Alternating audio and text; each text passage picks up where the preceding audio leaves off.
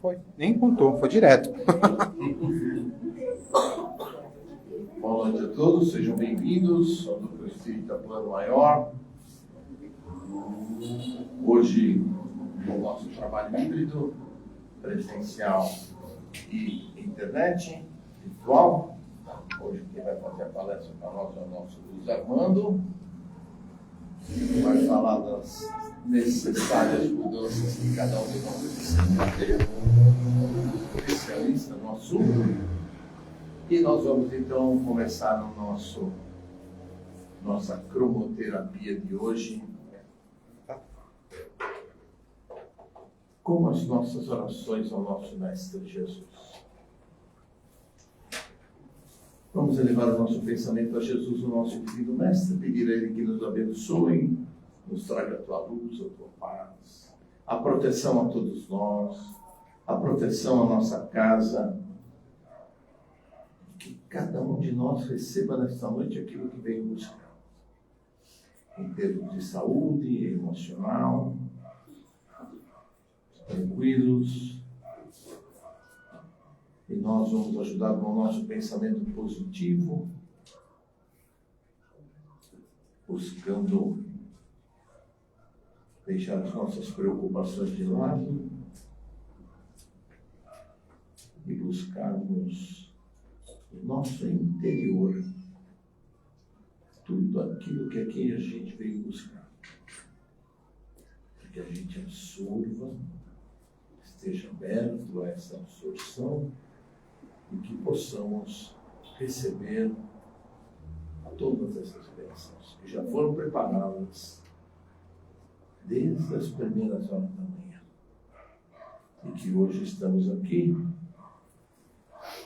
com a presença das correntes médicas, do Dr. Bezerra, do Dr. Roberto Seabra e Corrente Azul, para nos ajudar, para trazer a cura, se assim a merecemos.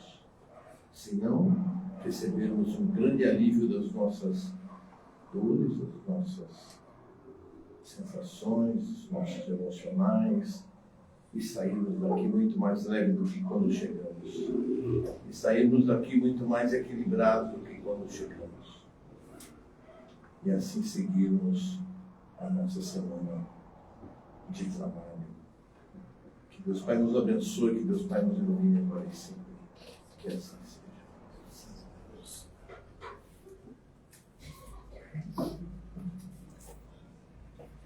Boa noite, então. Oi, filho. Você preferir? Não, eu não, eu sei que prefere. Importante que eu vou. Então, nós temos a incumbência de falar hoje aqui sobre renovações necessárias, que é a mensagem 135 do livro do Espírito Emmanuel, através do Chico, intitulada Pão Nosso. Pão Nosso faz parte, na verdade, de uma série de obras que vai começar com Caminho, Verdade e Vida, vai passar por Fonte Viva, Pão Nosso, Vinha de Luz, depois passam-se aí uns anos, surge Palavras de Vida Eterna, passam-se mais alguns anos, surge um livro intitulado Ceifa de Luz, e antes um pouquinho surgiu aqui em São Bernardo, da mesma série, o livro Bênção de Paz, também do Emmanuel. São livros onde o Espírito Emmanuel procurava talvez esmiuçar um pouquinho as diferentes afirmações que estão diluídas ali naquilo que a gente conhece como Novo Testamento, né? Então, mais ou menos no século XII, um indivíduo, dele agora, mas acho que era inglês, ele chegou à conclusão que da forma como estavam construídos os livros que compõem a chamada Bíblia, era difícil de entender. Então ele teve a ideia de dividir em capítulos, porque era tudo corrido, não é? Um texto realmente que não tinha assim, as divisões que passavam a ter. Pouquinho antes de surgir a imprensa, que foi no século XVI, através de um alemão chamado Gutenberg, um outro cara teve a ideia de pegar aqueles capítulos e dividir em versículos. Então hoje está tudo dividido em capítulos e versículos. E as renovações necessárias têm muita coisa a ver com a nossa própria história, né? Porque quando surgiu o Espiritismo lá em 1857, estava começando talvez a surgir uma outra visão das coisas e objetivava justamente despertar as consciências para aquilo que o Chico Xavier chamava de responsabilidade de viver, né? Então, o Livro dos Espíritos vai nos apresentar uma visão, unha que faz mal, vai nos apresentar uma visão de que nós somos espíritos imortais. Nós, na realidade, já vivemos muitas vidas, vivemos outras tantas, e na sequência daquele desenvolvimento que vai apresentando-se nos capítulos iniciais do Livro dos Espíritos, que vai falar sobre as causas primárias, nós vamos ouvir falar de espírito, de matéria.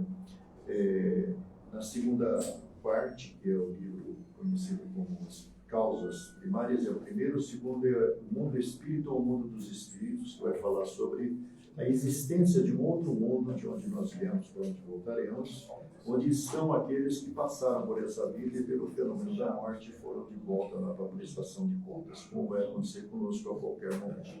A terceira parte tem uma tentativa de atualização daquilo que, na realidade, nós conhecemos como o Decálogo de Moisés, recebido lá no Monte Sinai, 35 séculos atrás, né?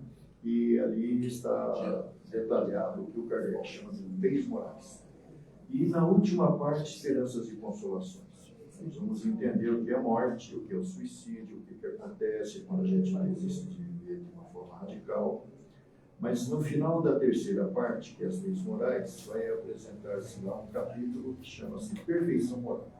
E a perfeição moral sugere que nós reencarnamos sucessivas vezes para que no desenvolvimento que se processará, né, existência após existência, lembrando que o Espiritismo fala que quando nós morrermos, que vai acontecer naquele momento, como já dissemos, levaremos conosco não aquilo que nós acumulamos nessa vida, mas aquilo que nós interiorizamos, memórias, lembranças, fatos, alegrias, tristezas, está tudo armazenado dentro de uma coisa chamada memória de profundidade.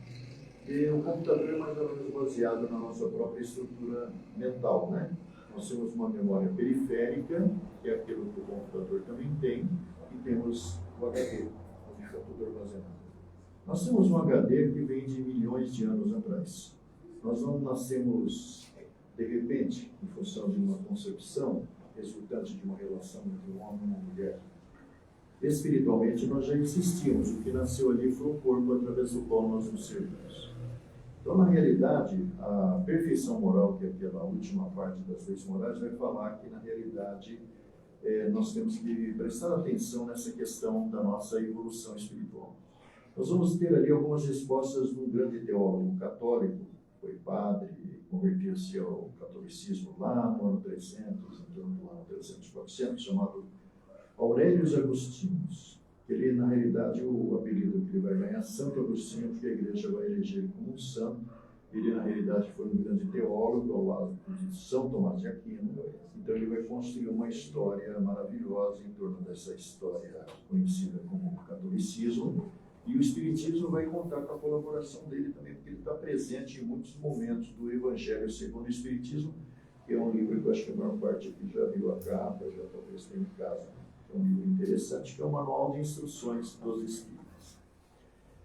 Então, quando o Santo Agostinho abre lá o Perfeição Moral, respondendo à pergunta que lhe foi feita, ele disse que o nosso grande problema para alcançarmos a felicidade tem o nome de egoísmo.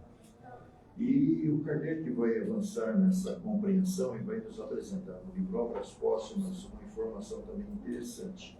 O egoísmo é filho do orgulho. Porque primeiro nós achamos que nós somos os bons, nós somos os melhores em relação aos outros, sejam familiares, sejam amigos, sejam pessoas comuns. E por conta de acharmos os melhores dos outros, nós achamos também que temos que ter as melhores coisas para nós. Então, aí está sinteticamente explicado o que é o orgulho, que é a presunção de que nós somos melhores que quem quer que seja, e o egoísmo, que nos faz acreditar que a gente pode ter o melhor e que os outros é que se lixam, né? E a renovação é justamente aquilo que o Santo Agostinho vai falar ali. Todos os dias antes de dormir, nós deveríamos fazer uma revisão de nós mesmos no dia que se foi, para verificar o que nós fizemos melhor hoje do que fizemos ontem. E amanhã, melhor amanhã do que fizemos hoje. Então, esse deveria ser um exercício que deveríamos fazer até para verificarmos se nas nossas relações uns com os outros o egoísmo não predominou, o orgulho não predominou. E quando o Allan Kardec, quando o Emmanuel fala nessa história da renovação necessária, ele, no último parágrafo, ele vai apresentar justamente isso. Que a gente não deve dormir antes de perguntar para a gente mesmo: o que é que eu fiz hoje? Fiz alguma coisa de bom para o meio, para a sociedade, para as pessoas que fazem parte da nossa vida? Porque na medida que o Espiritismo foi evoluindo no século XX, foi aparecendo uma quantidade absurda de informações, muitas delas derivadas das manifestações dos espíritos através de médiuns diversos. O Kardec, em abril de 1858, funda na cidade de Paris aquilo que ele vai chamar de Sociedade Parisiense de Estudos Espíritas. Era um grupo como esse que se dedicava à pesquisa daquilo que os espíritos estavam trazendo de informação sobre o mundo espiritual. Então, na realidade, todo esse conjunto de informações que eram recebidas por psicografia escrita, né, portanto, que não tinha gravador, não tinha celular para gravar, não tinha nada, então, e a memória não ia guardar tudo. Nem os próprios evangelhos, não se tem a certeza que realmente o que está ali no Marcos e Lucas seja verdade, porque na realidade o primeiro evangelho que foi escrito foi 10 anos depois que Jesus já tinha morrido. Foi escrito, não foi organizado. Né? E o evangelho atribuído a Mateus. Então, se vocês um dia lerem o Sermão da Montanha, vocês vão ver, pô, o cara tinha até uma memória de elefante para guardar todos aqueles enunciados do chamado Sermão da Montanha, que são vários. E o Gandhi, que não era nem católico, nem espírita, nem nada, ele era simplesmente um muçulmano, ele chegou à conclusão que naquela peça, que é o capítulo 5, 6, 7, 8 do Evangelho de Mateus, bem-aventurados os pobres de espírito, bem-aventurados os mansos, bem-aventurados os aflitos. Tudo isso daí, na realidade, sintetiza as, talvez, obrigações de nós para com o mundo e para com a sociedade. Então, para guardar tudo aquilo que vem na sequência, você vai ter uma memória incrível.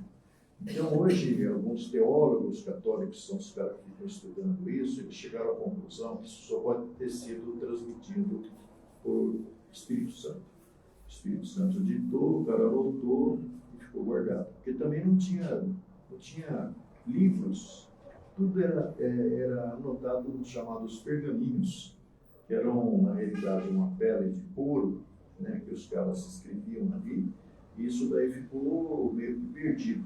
Até que quando surge 350 anos depois a ideia de fazer o catolicismo, aparecer o catolicismo, a palavra católico quer dizer universal. Então, os cristãos foram perseguidos durante 300 e tantos anos, quando o imperador Constantino, que era o manda-chuva lá do pedaço, estava na iminência de sofrer lá uma fragorosa derrota, porque a cidade onde ele vivia estava sitiada pelos filisteus, me parece lá um pouco. E ele tinha muito mais soldados, muito melhor equipados, muito melhor armados. Então ele chegou à conclusão que ele já ia a vaca ia para o brejo, né? Mas acontece que ele teve uma visão na noite que antecedeu a batalha. A visão era de uma cruz no céu. Então, quando ele venceu, e ele venceu por uma estratégia acidental, aparentemente, porque as armaduras daqueles soldados eram pesadas. E o exército inimigo estava de costas para o rio Tigre. Se não me engano, a memória do rio era isso aí. E, na realidade, os soldados do Constantino foram brigando e foram levando os caras para cair dentro da água. E aí venceram a batalha. Ele entendeu que aquilo era um sinal dos céus. Desde então, ele autorizou as práticas do chamado cristianismo, que vai dar origem ao catolicismo. Aí é quando aparecem os marqueteiros de plantão, que vão montar um conjunto de princípios daquilo que a gente conhece como Igreja Católica, né? Que vai aproveitar algumas coisas do paganismo, vai aproveitar algumas coisas do judaísmo e vai aproveitar algumas coisas do cristianismo. Aqueles menos aproveitaram foram do cristianismo, que Jesus passou por aqui e deu a mensagem, né? O judaísmo deixou para nós todo o calendário litúrgico, né? Porque Páscoa não é uma celebração cristã, é uma celebração judaica, que significa a fuga da terra, da servidão para criação das terras da produção. É o êxodo, né? O Carne Nada Vale é uma festa pagã, é a festa de Baco, né? O deus do vinho, onde tudo era possível acontecer durante 7 dias. Então, os organizadores, eles foram juntando um monte de coisa com o objetivo de atrair cada vez mais os prosélitos, os seguidores, né? Então, na realidade, o cristianismo virou catolicismo, atravessou séculos. A história do catolicismo é uma história marcada por muitas barbaridades, atrocidades. Só a gente vê, por exemplo, a noite de São Bartolomeu, 25 de agosto de 1572. Milhares de protestantes, seguidores de Martinho Lutero, na realidade estavam em Paris para serem testemunhas do casamento de Henrique de Navarra. Na época, o casamento desses figurões era tudo por negociação, né? O Henrique de Navarra, espanhol, ia casar com a princesa Margot, a filha da Catarina de Médicis. E como Portugal e Espanha estavam bonito na fita lá com a Igreja Católica, com Roma, na realidade, uma mulher lá chamada Duquesa de Nemours sugeriu para a rainha aproveitar que já estava cheio de huguenotes, que é a maneira como eles menosprezavam os protestantes, e dar um jeito nele para ficar bonito lá com a Igreja Católica no poder central, que é o Vaticano. E aí acontece uma atrocidade total, milhares de pessoas, mais de 20 mil pessoas morreram naquela noite. Fossem eles protestantes ou não, porque as pessoas já aproveitavam para se vingar de quem não gostava. Isso tem história, né? Não tem espírito que está falando. Embora existam livros que contem essas histórias, né?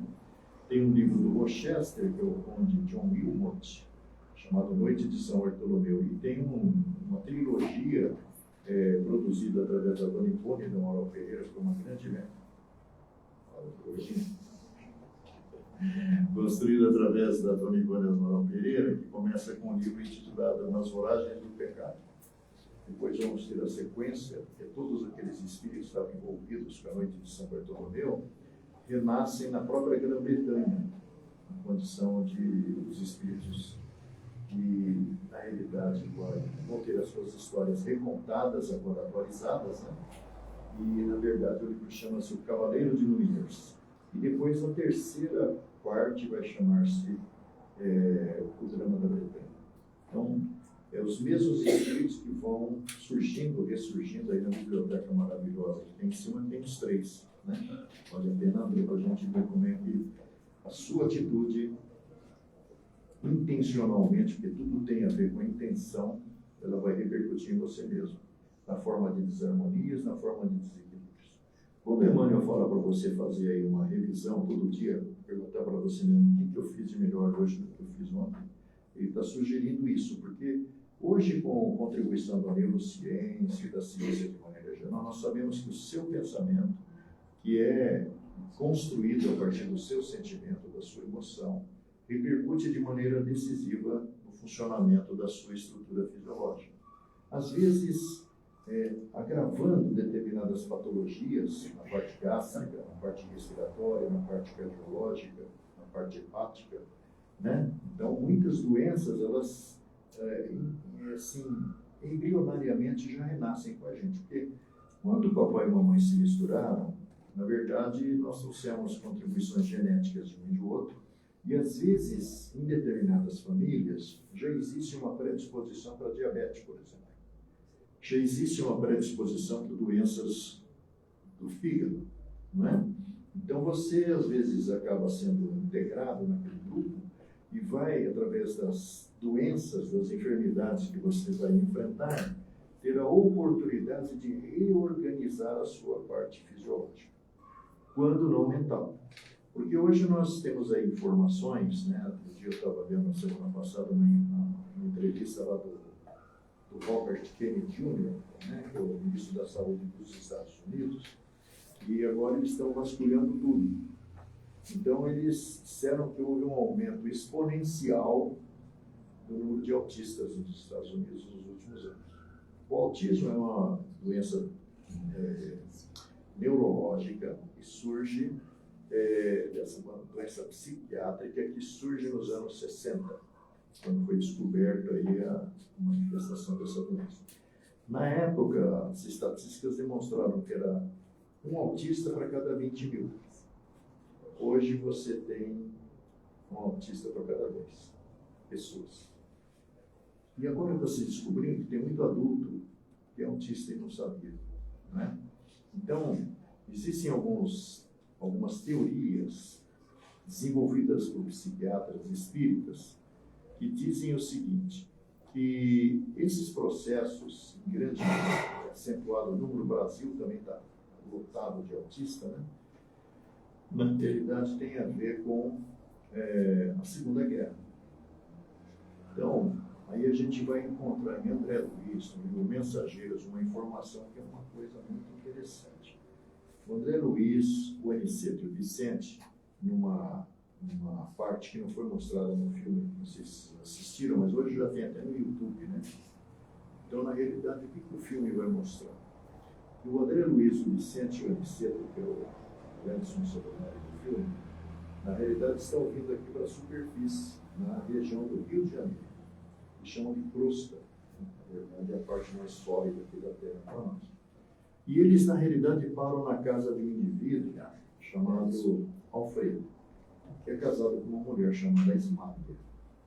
E o Alfredo, na realidade, a conversa vai rolando, a dona Ismália dá uma demonstração da sua competência na execução, acho que de um piano tangá, e a conversa vai rolando boa e vai chegando à noite. Aí o trio lá fala que vão continuar a viagem, né? Prosseguir a viagem, que estão mais ou menos no meio do caminho, mostrando que esse tal de nosso lar não fica ali na esquina, né? É longe daqui. Segundo informações do Chico Xavier, nosso lar estaria ao norte da cidade do Rio de Janeiro, na região limítrofe entre a terceira e a quarta esfera. Mas como assim? Então, espiritualmente, olhando de longe, se nós tivéssemos o poder de enxergar, nós verificaríamos que a Terra, na realidade, ela tem várias camadas que se interpenetram e se sobrepõem. Não é uma ideia nova. Na realidade, os celtas, que são 2.500 anos mais velhos do que Jesus, eles já falavam isso. Só que eles dividiam só em 3 camadas, a Bred, a Nun e o Greenwich. E Jesus veio na sua passagem por aqui falando das muitas moradas na casa de nosso pai, mas não deu lá muitos detalhes. No século XII, lá na Itália, surgiu um florentino, que na realidade se apaixonou por uma mocinha bem mais nova do que ele, Beatriz, e que acaba morrendo. Esse cara chama-se Dante Alighieri. E o Dante Alighieri começa a ter assim, algumas experiências fora do corpo, que para nós espíritas é uma coisa impossível. E nessas experiências fora do corpo, ele é guiado por um cara chamado, é o autor de um livro chamado Eneida, né? E ele, na verdade, é um poeta pagão, o cara que está conduzindo ele vai passar pelo purgatório, vai passar pelo inferno e vai chegar no paraíso, né? A partir da entrada no paraíso, esse cara, na realidade, não o conduz mais. Quem vai conduzir é a própria Beatriz, que vem pegar o Dante para levá-lo para mostrar. O Dante vai dizer uma coisa muito interessante. Nessas diferentes áreas, ele diz que existem diferentes níveis, 9 níveis cada uma delas, perfazendo 27, né? 3, 9 e 27. Cada um desses níveis, dentro de cada um desses núcleos, ele está, de uma certa forma, abrigando espíritos das mais diferentes condições, comprometidos pelos atos que tiveram aqui. Então, políticos, pessoas que realmente fizeram aquilo que você imagina que está errado, invariavelmente vão encontrar a si mesmos nessas regiões de sofrimento. Existia um francês chamado Gustave Doré, lá nos anos 60, que fez a ilustração desse livro, originalmente chamado A Comédia, mas que hoje chama-se Divina Comédia. Não sei se vocês já viram, mas o Pai Google tem um monte de fotos, de imagens desse Gustave Doré, retratando o que o nosso amigo Dante Alighieri. Mais à frente, nós vamos ter o Chico Xavier falou que esse Dante Alighieri era o André Luiz da sua época. Só que a Igreja Católica desacreditou ele, fazendo as pessoas acreditarem que aquilo lá tudo era literatura, não era uma revelação da verdade. No século XVIII, um gênio sueco chamado Emanuel Swedenborg, Ele foi para a Inglaterra trabalhar, ele era engenheiro de metalurgia, e estava jantando uma noite em um restaurante, quando de repente ele começou a ter uma visão do mundo espiritual. E isso vai se repetir no próximo dia. Ele está com o olhos aberto, está com o olhos fechado, está concentrado, está num ambiente propício, e vai dar origem a uma coisa chamada Nova Religião. Ele vai escrever uns 4 ou 5 livros, né? E estão aí no Pai Google hoje, o Pai Google é um grande benfeitor da humanidade. Aí, no início do século XX, lá na Inglaterra, um vigário anglicano chamado Taylor George Valley Owen, ele perdeu uma filhinha, uma esposa, e ficou meio desbaratinado, embora fosse religioso. Daí a mulher dele já fazia uns exercícios lá com papel e lápis, e ela sugeriu que ele fizesse também.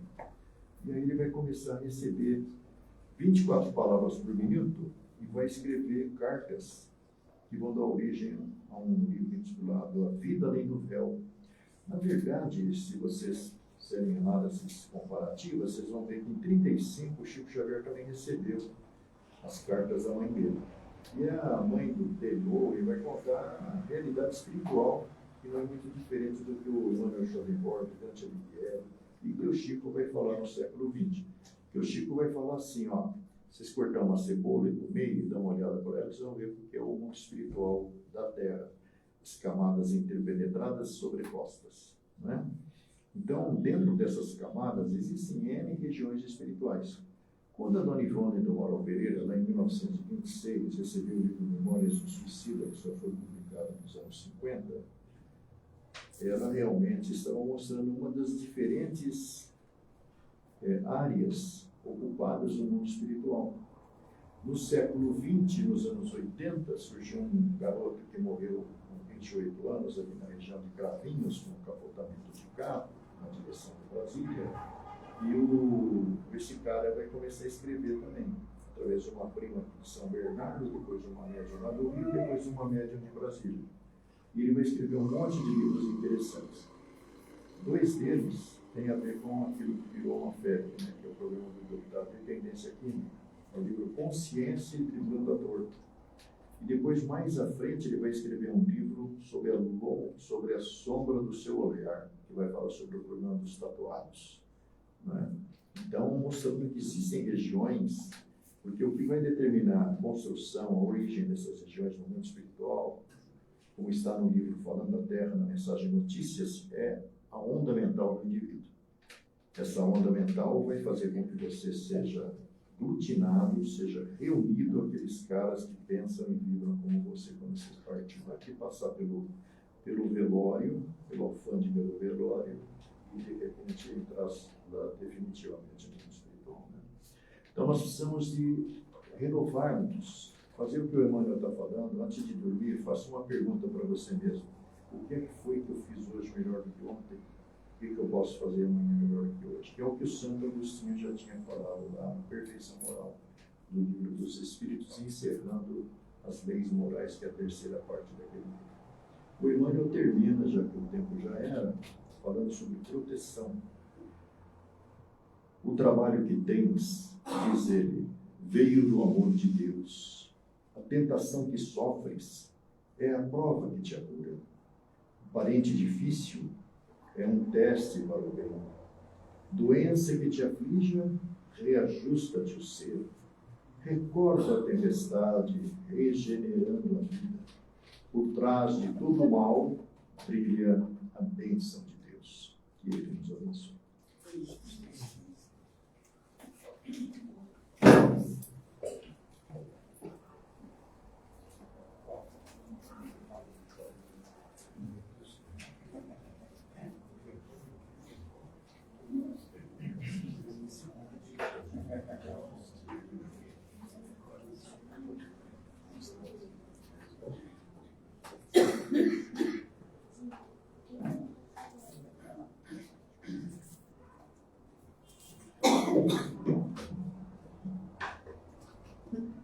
Tudo bem? Tudo? Estamos de volta, então, para fazermos as nossas vibrações da noite.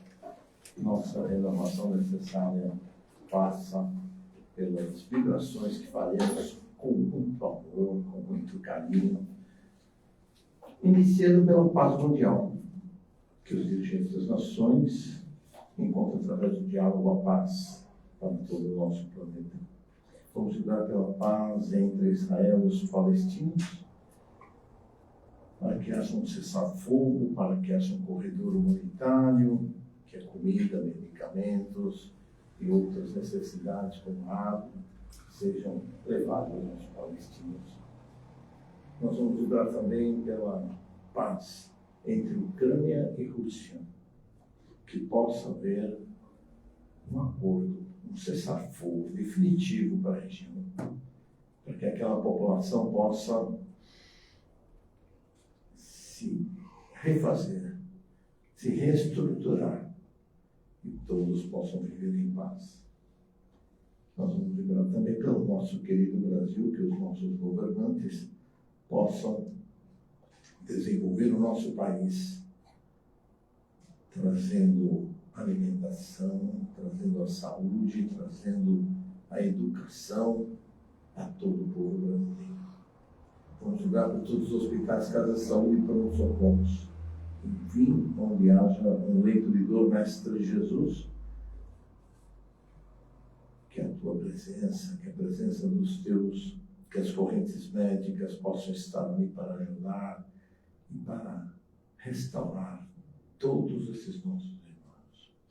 Pedimos por todos os detentos, que esses irmãos detentos possam receber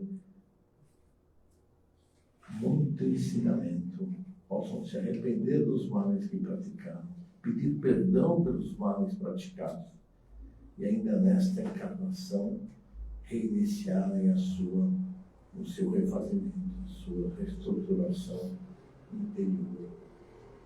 Nós vamos vibrar também, Mestre Jesus, por todos aqueles que se encontram no umbral, no vale das trevas e vale dos suicidas. Mestre Jesus, que eles possam realmente se arrepender dos males praticados. Eles possam ter a tua imagem como o norte de suas vidas e possam seguir para as colônias do mundo espiritual e reiniciarem as suas vidas. Nós vamos vibrar também por todos aqueles ligados aos vícios, quer seja de sexo, de álcool, de cigarro, de drogas. Mestre Jesus, que esses irmãos possam encontrar no teu Evangelho o norte e o caminho a seguir para se livrarem dos seus vícios e seguirem o amor da vida. Nós vamos vibrar também, Mestre Jesus, pela paz entre todas as religiões. Que os dirigentes das religiões possam entender que o Deus é único para todos. E o que Ele quer é a paz entre todos os homens. Nós vamos vibrar por todos aqueles que se encontram nos orfanatos, nas creches, nos asilos, pela juventude desajustada, pela velhice desamparada. Abençoa-os, Mestre, e permita que eles aprendam através do seu Evangelho, do seu exemplo, e sigam uma vida de refazimento interior, de reforma íntima. Pedimos também por todos os lares em desarmonia, que todos os lares em desarmonia recebam a tua luz, Mestre Jesus, as tuas bênçãos e a tua paz.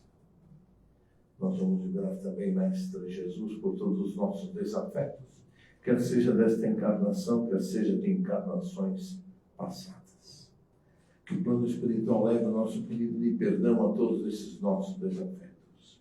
Leve também o nosso arrependimento sincero e honesto por todos os males que praticamos. Que possamos reiniciar com eles uma caminhada como pediu o Mestre Jesus ao mundo espiritual. Vamos vibrar também por todos os desaparecidos, jovens, crianças, jovens e adultos. Que as equipes de resgate possam ser intuídas no caminho a seguir para encontrar e resgatar estes irmãos. Nós vamos vibrar também, Mestre Jesus, por todos os irmãos cujos nomes se encontram no chat da nossa live de hoje.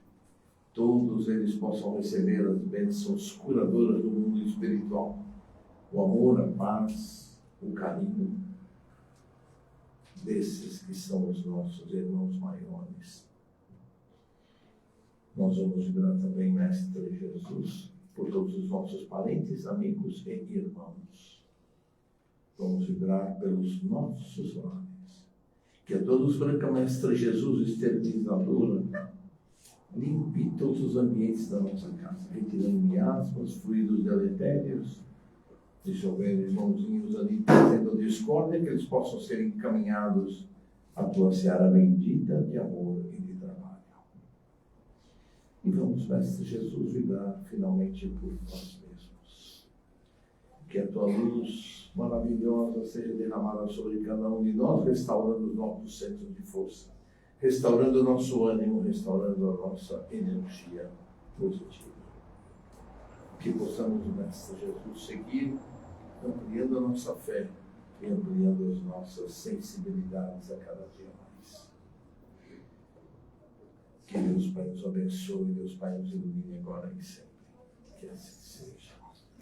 Vamos pedir também as correntes médicas que fluidifiquem as águas que se encontram sobre as mesas daqueles que participam conosco virtualmente. E também as águas daqueles irmãos que aqui estão presentes e que trouxeram as suas águas para serem fluidificadas. Nós vamos agradecer ao Mestre Jesus pela oportunidade de estarmos aqui presentes, a oportunidade de ouvirmos esta palestra do Luiz Armando, aprendermos e buscarmos interiorizar essas palavras e essas necessidades de cada um de nós, para que possamos estarmos cada dia melhor ampliando a nossa reforma íntima. Que Deus nos abençoe e nos ilumine agora e sempre. Que assim seja. Graças a Deus. Os nossos recadinhos de hoje, como sempre, começando pela cesta básica. Cesta básica que será distribuída este mês, no dia 31 deste mês, que é o dia do nosso trabalho de cura, e também será o dia da distribuição da cesta básica. Gostaríamos então de pedir a vocês que puderem, que quiserem, com os itens da cesta básica em quadro branco, nós agradecemos a vocês que possam fazer. Aqueles que não quiserem trazer, que não tiverem tempo para adquirir, tem o número do Pix ali para vocês poderem fazer, também nos ajuda muito na casa. Também essa ajuda sempre serve para a manutenção da casa. Né? Tudo aquilo que a gente gasta para manter a casa funcionando tem que ser pago, né? E a gente que paga.